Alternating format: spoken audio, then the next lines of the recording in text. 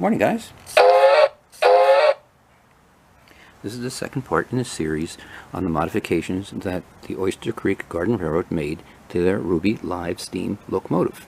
Today we'll be discussing the installation of locomotive sound. The bell and whistle are located in the tender. To activate the bell,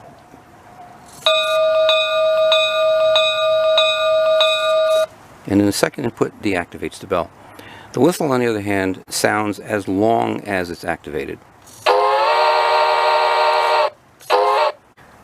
With the tender shell removed, you can see the module that generates the bell and whistle sound. It has a programming switch that's used to select between the available bell and whistle sounds and to set the volume. Sounds are triggered by a connection to ground. This installation uses one reed switch for the bell and one for the whistle to make that connection to ground when tripped by a magnet. The magnet is located on the arm of the servo, which is in the chassis. The sound module accepts a remote programming switch. I've located one under the water hatch so that I don't need to remove the tender shell to change the sound selection or to adjust the volume. A round hole is cut into the artificial coal load and covered with plastic canvas.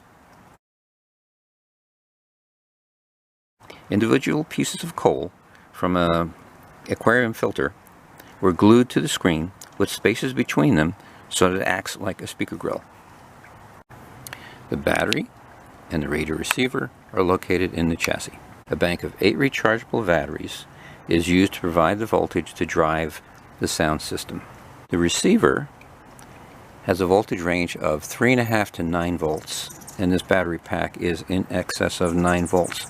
So I installed a 5-volt voltage regulator to drop the voltage down within the range that the receiver can accept.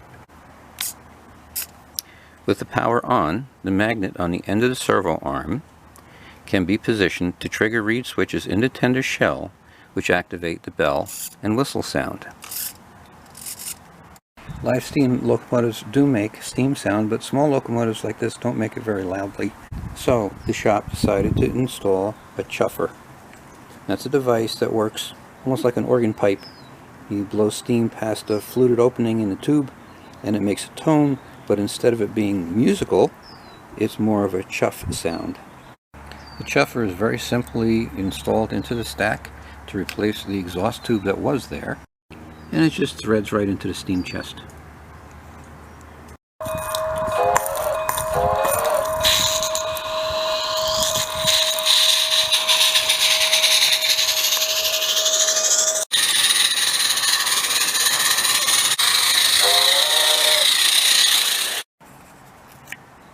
If you enjoyed the video, give it a like, and if you want to keep up with new content on the channel, please subscribe. And as always, thank you for watching.